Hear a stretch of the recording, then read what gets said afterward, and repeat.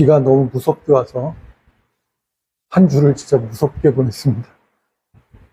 비가 너무 많이 와서 오늘 지금 사망자 수가 10명이고, 그리고 실종자 수가 7명이고, 이런 뉴스를 들으면서 와서 마음이 좀 많이 무겁기도 합니다.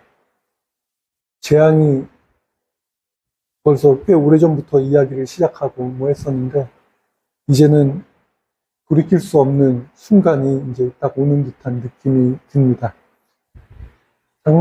장마가 없어진 지 꽤 됐습니다. 우리나라에서. 기상청에서는 이제 장마 예보를 안 할 수는 없고 하긴 해야 되는데 좀 애매하게 지금 없애야 되는 상황이 이렇게 가고 있어서 날씨가 이제 이렇게 많이 변화한 걸 느끼게 되고요. 이렇게 급격한 호우도 벌써 몇 년 됐죠?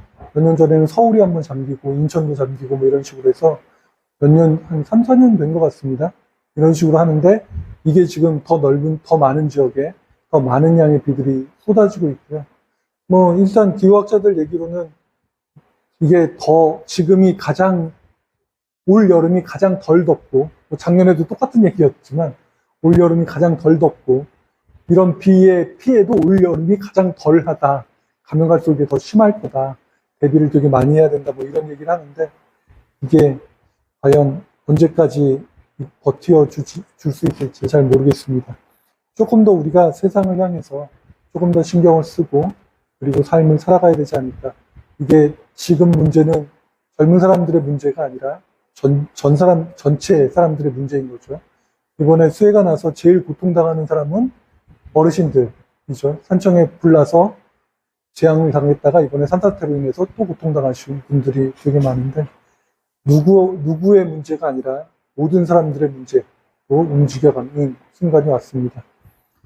이런데 이제 우리들이 이야기할 때 이런 문제들이 계속 이야기되고 잔존해 있는데 이런 말들을 하기 시작하면 자신들의 어떤 상황이나 상태에 따라서 자신들이 들었던 상황들에 따라서 이게 옳으니 그르니에 대한 이야기로 번지는 경우들이 너무 많습니다.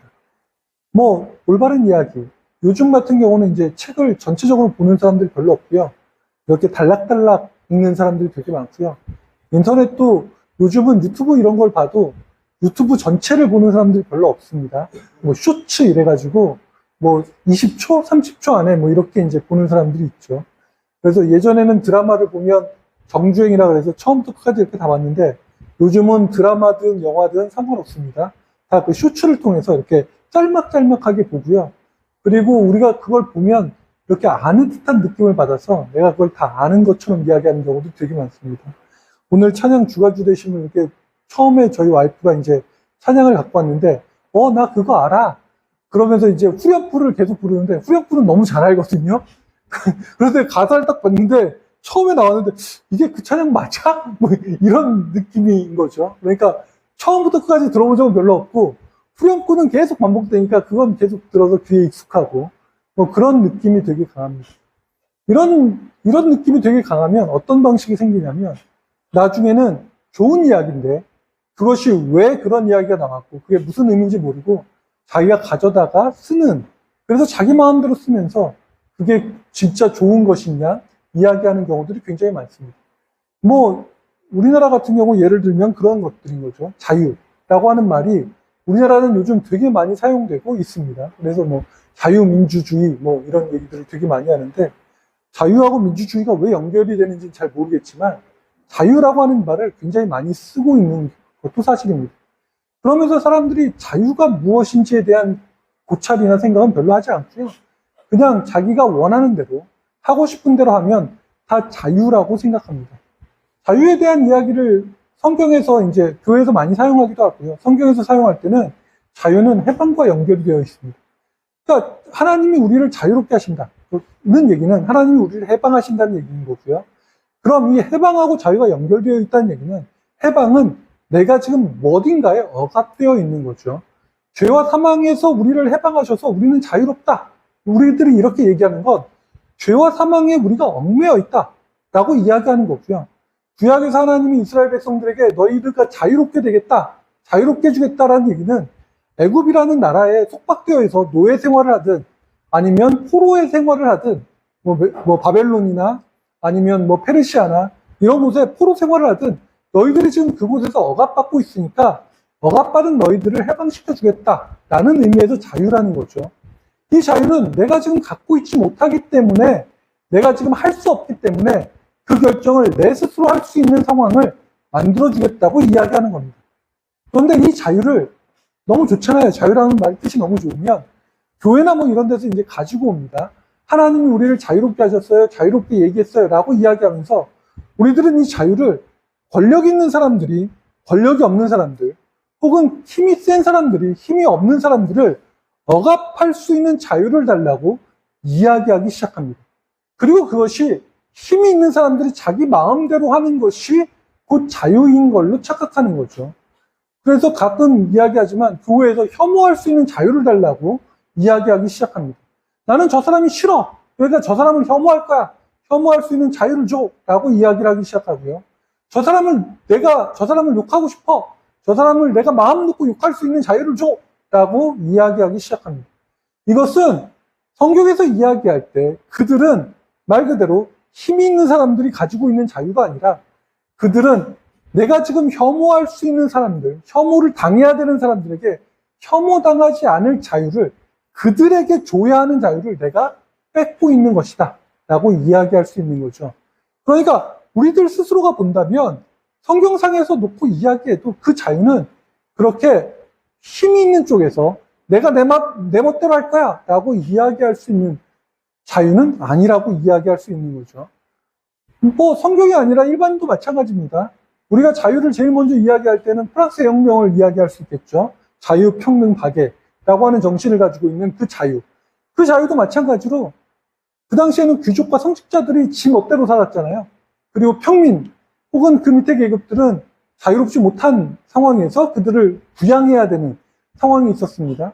그런데 지네 멋대로 하는 사람들을 보니까 너무 화가 나잖아요. 그러니까 우리들이 니네들 부양하니까 세금을 내니까 우리들이 세금을 낸 만큼 말할 수 있는 자유를 달라고 했던 것이 바로 프랑스 대혁명의 시작이었습니다. 그래서 회의장 안에 들어갈 수 없어서, 평민들 대표가 회의장 안에 들어갈 수 없어서 말 그대로 테니스 경기장에서 회의를 해서 합니다. 선언을 합니다. 그래서 테니스 코트 선언이라고 이야기하죠. 그게 말 그대로 테니스 경기장에서 거기 들어가지 못하니까, 회의장에 못 들어가니까 테니스 코트 안에서 이제 자기네들끼리 회의를 해서 선언을 하게 된 것이 대혁명의 시작이었습니다. 그러니까 그 당시의 자유도 마찬가지였죠. 사람의 기본적인 권리, 모든 사람들은 다 똑같은 권리를 가질 수 있다. 모든 사람들은 자기가 원하는 대로, 자기 마음에 듣는 대로 그걸 할 수 있다라고 이야기하는 권리, 그걸 가지고 이야기하는 거죠. 그래서 우리들이 생각하는 것처럼 내가 내 마음대로 할 수 있는 권리, 내가 내 마음대로, 그래서 내가 동성애는 나쁘다고 얘기할 수 있는 권리를 줘. 저 사람은 죽어도 된다고 얘기할 수 있는 권리를 줘. 저 사람은 나쁘다고 내가 싫어할 수 있는 권리를 줘. 라고 이야기하는 그 권리와 그러한 자유를 의미하는 건 아닙니다. 그런데 이제 그런 것들이 이제 우리나라는 자유를 억압해요. 이럴 수 있는 눈이나 제대로 볼 수 있는 시각이 존재하지 않는 겁니다. 요한복음은 우리들에게 이러한 시각, 우리들이 갖고 있는 모습들을 모두 다시함적인 책이다. 우리들이 흔히 그렇게 얘기하지만 하나님의 나라에 관해서도 다른 세 복음서랑 약간 다릅니다. 다른 세 복음서는 하나님의 나라는 들어가는 곳입니다. 하나님의 나라는 어딘가에 있고요. 그 어딘가에 있는 하나님의 나라에 우리가 들어가는 것입니다. 그래서 다른 복음서는 하나님의 나라를 가는 곳이라고 이야기하는데요. 요한복음은 약간 특이합니다. 요한복음에서 하나님의 나라는 저 위에 있는 곳이고요. 하나님의 나라는 저 위에 있는 곳이고요. 우리는 그 하나님의 나라를 보도록 되어 있는 겁니다. 그래서 요한복음이 가지고 있는 굉장히 특징적인 것 중에 하나는 봐야 한다는 겁니다. 봐라. 그래서 우리가 이제 가끔 전도할 때 사람들 데리고 올 때 와보라! 이런 말씀을 되게 많이 하는 게 요한복음에 나온 말인데, 그 요한복음에서 보라라고 하는 말은 되게 그런 의미를 갖고 있습니다. 봐야 한다는 겁니다. 봐야. 하나님의 나라는 우리가 보고 있는 것, 우리가 알고 있는 것과 다르기 때문에 우리가 새롭게 태어나서 그 하나님의 나라, 새로운 공간을 너희들이 보아야 한다고 말하고 있는 거죠. 그리고 이러한 법은 우리들이 일반적으로 알고 있는 상식과 많이 다르다라는 것들을 요한복음 1장서부터 이야기하기 시작합니다. 그래서 우리가 이제 요한복음을 하면 어릴 때부터, 예전에도 한번 말씀드렸죠. 외우고 있는 거 있잖아요. 요한복음 3장 16절. 하나님이 세상을 이처럼 사랑하사, 뭐 이걸 손가락 하면서 이제 어릴 때부터 되게 많이 외웠었는데, 요한복음 3장 16절은 굉장히 특이한 것을 우리들에게 한 가지 이야기하고 있습니다. 그 당시에 이제 요한복음을 이야기할 때 이원론을 중심으로 해서 이야기하고 있고, 지금도 이제 사람들이 이원론을 중심으로 해서 이야기하고 있는데, 이원론은 세상은 선하고 악이 있습니다. 선하고 악이 서로 싸우고 있는 거고요. 선이 악을 이기느냐, 악이 선을 이기느냐는 사람에 따라 이제 약간 개념들이 다릅니다. 그래서 지금 뭐 드라마에도 마찬가지로 선악의 구조를 가지고 사람들이 얘기를 많이 하고요. 그리고 무엇이 선하고 무엇이 악하냐를 가지고 이야기를 합니다. 그래서 요즘 또 사람들이 선이냐 악이냐를 가지고 이것이냐 저것이냐 너희들 둘 중에 하나를 골라 뭐 이런 방식으로 나가는 거죠. 그래서 이제 정치도 마찬가지고 뭐도 마찬가지고 사람들이 다 내가 선이면 쟤는 악마여야 되고요. 내가 악마면 쟤는 천사여야 되고요. 뭐 이런 방식으로 나뉘게 되는 형태를 띠고 있습니다. 요한복음이 있는 시절에서도 이 이원론은 굉장히 중요한 사상적 체계를 갖고 있고요. 이 이원론을 중심으로 해서 영지주의, 영적으로 굉장히 지혜로운 이야기들을 되게 많이 하는 것도 이 이원론을 중심으로 이야기하고 있습니다. 그리고 요한복음도 마찬가지로 어쩌면 이 이원론을 중심으로 이야기하고 있는 것 같죠. 하나님과 세상, 그리고 빛과 어둠, 이런 방식으로 해서 이원론을 중심으로 해서 움직여가고 있는 것 같습니다. 그러면 이원론을 중심으로 해서 움직여가는 것이라면 우리가 이렇게 이야기할 수 있는 거죠. 그러면 선은 악을 대립해야 되는 거죠. 대립하는 관계인 거고, 이 대립하는 관계라면 우리가 늘 이야기하듯이 선과 악은 싸워야 되는 것입니다. 그리고 이 다툼과 싸움은 누군가가 이기고 지는 싸움이 전개돼야 되는 거죠. 악이 이기면 우리들은 이렇게 얘기할 겁니다. 세상은 나빠질 것이고요. 선이 이기면 세상은 좋아질 것입니다. 그렇게 이야기되어지는 것이 이원론이고요. 조금 더 나가면 이 선악이 싸우면서 세상이 새로운 창조가 일어날 수 있다. 이렇게 이야기하는 종교도 존재할 수 있을 겁니다. 어쨌든 선과 악은 대립하는 관계이고요. 싸우는 단계인 거죠. 요한복음이 혹은 요한서신이 이원론을 가지고 세상을 이야기하기 시작하면 우리는 하나님과 세상이 싸워야 된다고 생각할 수 있을 겁니다. 그런데 요한복음 3장 16절은 이렇게 이야기하고 있죠. 요한복음 1장에서 하나님이 빛이시고 어두움이 빛을 싫어하고 이런 얘기 계속 나오는데 갑자기 3장 16절에 우리가 전혀 생각하지 못한 이야기가 나옵니다. 하나님이 세상은 악한 거고, 이원론에서 세상은 악한 거고 영이 선한 거니까요. 이 악한 세상을 하나님이 어떻게 심판하실 것이냐에 관한 논의를 하고 있는 게 아니라 하나님이 이 세상을 사랑했다라고 말하기 시작합니다. 세상은 분명히 악한데, 악마인데, 그러면 우리는 그 악마에 대해서 이를 갈아야 되고, 저 죽일 놈들, 저 나쁜 놈들이라고 이야기해야 되는데, 성경은 시각을 바꿉니다. 우리들이 악마라고 이야기하고, 혹은 내가 그 악마 가운데 포함될 수 있는 이 모든 상황에서 하나님은 그 가운데 내려오셔서 그들을 사랑했다고 말하고 있는 거죠. 그래서 3장 16절 그 다음 말이 더 황당합니다. 17절에 가면 하나님은 이 세상을, 하나님이 힘이 더 세니까요. 이 세상을, 이 나쁜 세상을, 이 악마 같은 놈들을 다 죽여야 될 텐데, 나쁘다고 이야기하고 걔네들을 어떻게 처벌해야 될지를 하나님이 고심해야 되는데 하나님이 그 세상을 심판하지 않는다고 이야기하고 있습니다. 하나님은 그 세상을 심판하라고 예수님을 보낸 것이 아닙니다. 하나님은 하나님의 궁극적인 목적은 뭐냐면 그들을 구원하는 것이다 라고 이야기하고 있는 거죠. 그들이 보고 있는 바로 그 시각의 변화는 일반적으로 우리들이 생각하고 우리들이 바라보고 우리들이 느끼는 것과는 완전히 다른 시각으로 세상을 바라보고 있는 거죠. 적이고 나쁜 놈이고 저 사람들은 죽어야 돼라고 이야기하는 그 사람들에게 혹은 그들에게 하나님은 너를 사랑해 라고 말하기 시작합니다. 이건 우리들이 바라보는 모든 관점들이 완전히 다르다고 이야기하고 있는 거죠. 오늘 성경 본문은 9장 전체는 바로 이 다름을 명쾌하게 설명하고 있는 하나의 에피소드다라고 이야기하면 될 것 같아요. 오늘 요한복음 9장은 태어나면서부터 시각장애인인 어떤 사람이 나옵니다. 그리고 이 태어나면서부터 시각장애인 이 사람이 예수를 만나게 되는 거죠. 그리고 예수의 제자들이 그를 향해서 이렇게 처음 질문이 그겁니다. 저 사람이 안 보이는 것, 시각장애인으로 태어난 것이 과연 누구의 죄 때문입니까? 라고 묻는 것으로 시작합니다. 예수님은 여기에 대해서 설명을 이렇게 합니다. 그건 누구의 죄도 아니다. 그가 시각장애인인 것은 하나님이 그에게 영광을 받기 위함이다. 라고 이야기하는 거죠. 이건 모든 장애를 갖고 있는 사람들에게 하고 있는 또 다른 변화입니다. 요즘도 이제 장애 아이가 태어나면, 그리고 그 장애 아이를 키우는 부모들은 본인이 죄인입니다. 그리고 요즘 과학이 발달하고 뭐 이런 세상에서도 아유, 저 부모가 무슨 잘못을 했으면, 무슨 죄를 졌으면, 뭐 이런 얘기 너무 많이 하고요. 그리고 뭐, 그러니까 평소에 똑바로 살아야지, 뭐, 아니면 성적으로 너무 타락하고 방종해서, 뭐 저런 사람들이 너무 많이 태어나, 뭐 이런 얘기 너무 함부로 하고요. 그러니까 그 아이를 갖고 있는 사람들은, 그 아이를 데리고 있는 사람들은 계속 변명하기 바쁩니다. 아니야, 나는 그런 사람이 아니야. 변명하기 바쁘고요. 그 변명하지 않는 사람들은 자기가 죄인입니다. 라는 얘기를 끊임없이 사람들에게 가서 해야 되는 상황이 존재하는 거죠. 그리고 그 아이들은 사람들이 이야기할 때 다 쓸데없는 사람들이고 필요 없는 존재들이고, 저런 사람들을 왜 우리가 데리고 있어야 돼? 왜 저런 사람들이 이 세상에 있어야 돼? 라는 얘기를 또한 함부로 이야기하기도 합니다.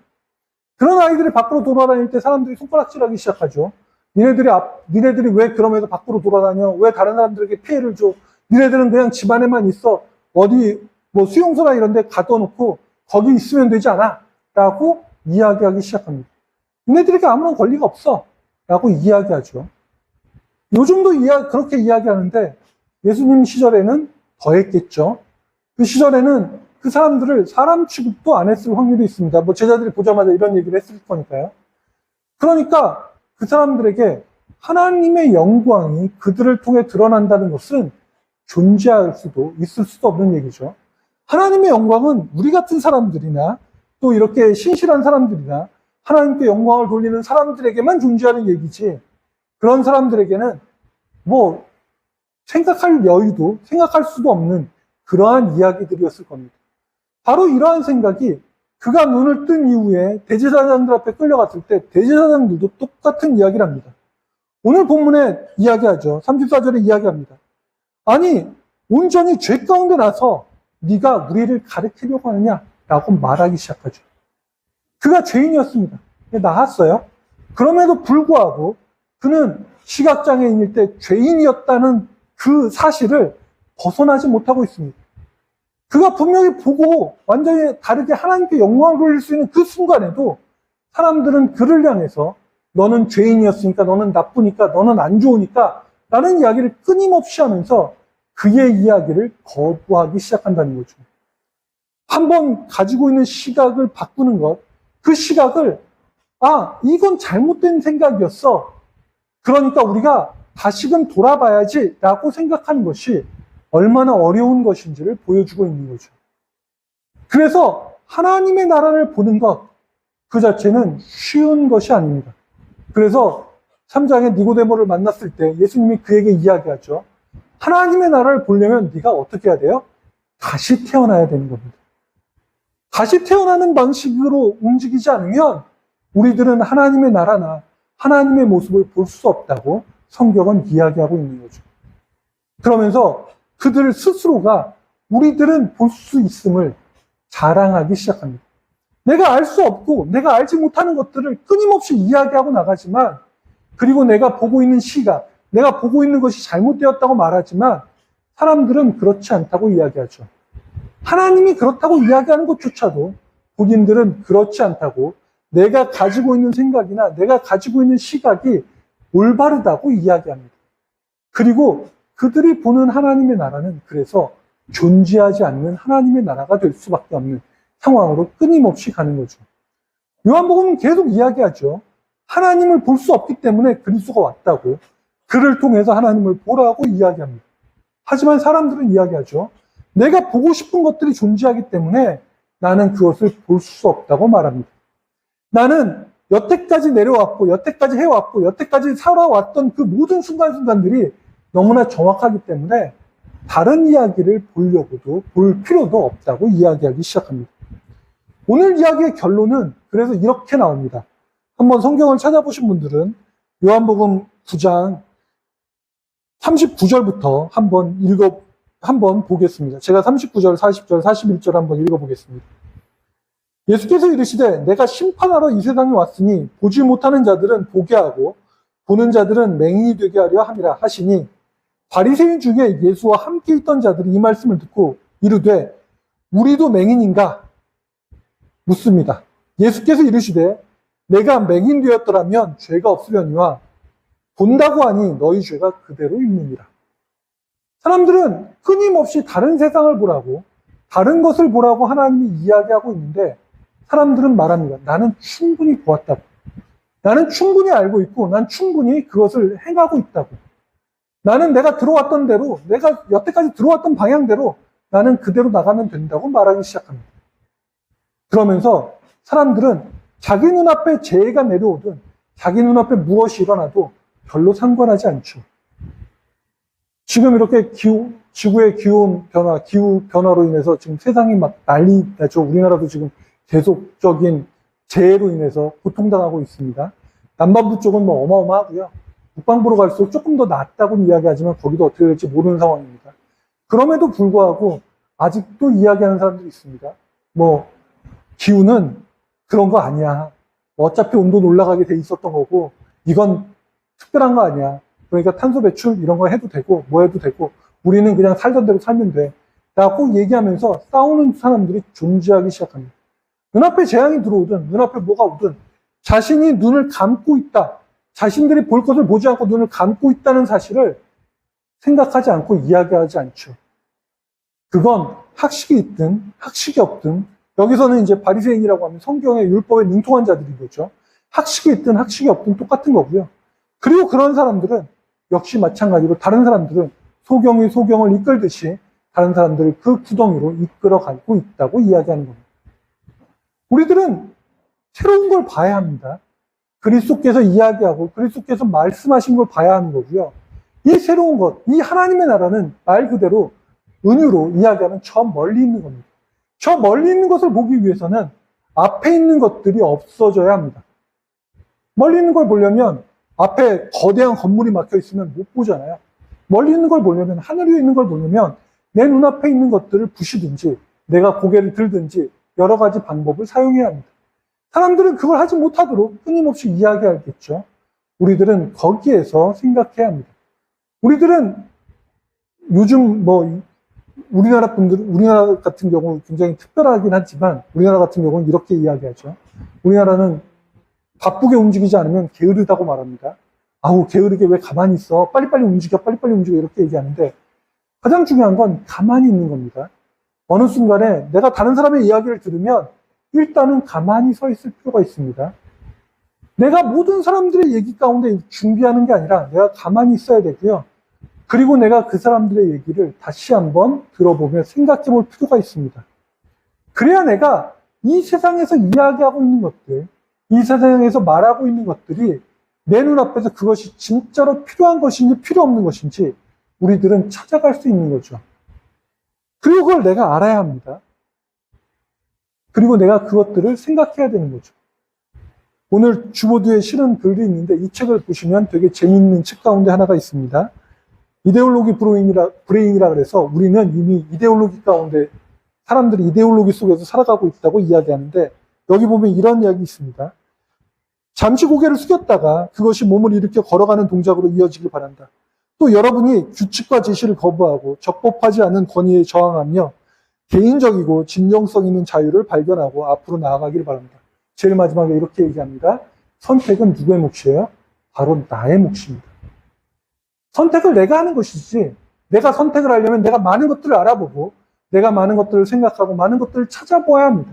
우리들은 선택을 누군가에게 미루죠.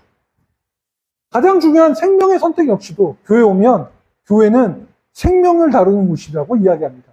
영생을 다루는 곳이잖아요. 그럼 그 영생의 생명을 선택하는 방식이 누구에게 있어요? 나에게 있습니다. 내가 어떻게 선택하느냐에 따라서 나는 죽음이냐 삶이냐를 가르는 거죠. 이 선택을 누구에게 미뤄요? 내 몫이 아니라 다른 사람에게 미룹니다. 목사에게 혹은 뭐 우리 교회에 있는 장로님, 권사님에게 미루죠. 그가 얘기했기 때문에, 그가 그렇게 말했기 때문에 그것은 올바를 것이라고 생각합니다. 이스라엘 사람들이, 바리새인들이 우리의 조상들이 그래왔고 모세가 그래왔고 누가 그래왔고 하면서 자신들이 맹인이라는 사실, 시각장애인이라는 사실을 잊어버리고 있는 것처럼 말이죠. 나는 올바르게 보고 있다고 생각하는 것처럼 말입니다.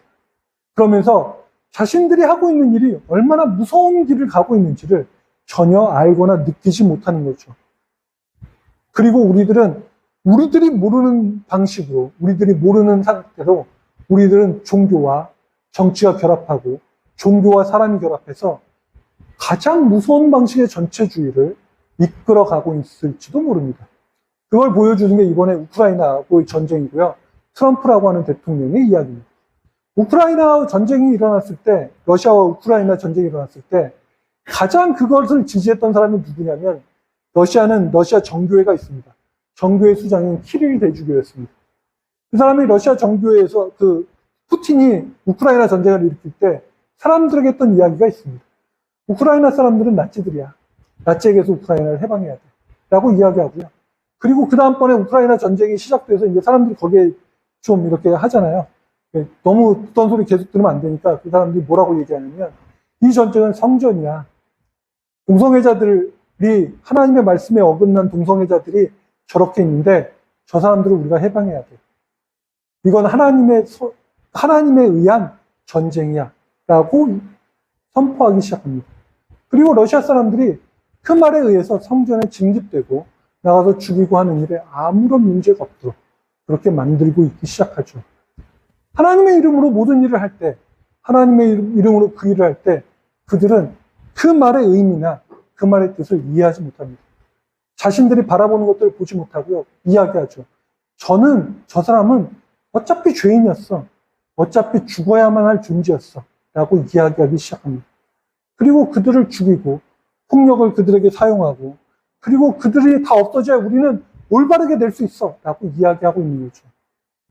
하나님의 나라는 이미 이곳에 왔다고 사도 바울은 이야기합니다. 그러나 아직이죠. 우리는 정화되어야 하는 존재들이 아니라 그래,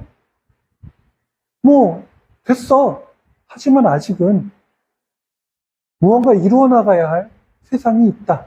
라고 하는 것들을 볼 필요가 있습니다. 시각장애인일지라도, 그가 어떠한 존재일지라도, 우리는 그를 어떻게 바라보느냐에 따라서, 그를 어떻게 느끼느냐에 따라서 하나님의 나라를 볼 수 있는 새로운 기회가 우리들 가운데 있을 것입니다. 그리고 그것은 말 그대로 거듭남이라고 우리들이 이야기하는 다시 태어나는 그러한 순간이 우리 가운데 존재해야 될 것입니다. 이러한 것들이 우리 가운데 있어서 우리가 진짜 하나님의 나라를 보는 귀한 교회가 되기를 축원드립니다. 기도하겠습니다. 하나님 감사드립니다. 주님께서 온전히 저희들 가운데 함께하여 주셔서 저희들이 하나님의 나라를 보아 하나님의 나라 가운데 삶을 살아갈 수 있는 귀한 은혜가 우리 가운데 있을 수 있도록 인도하여 주시옵소서. 함께해 주신 하나님께 감사드리며 예수님 이름으로 기도드립니다.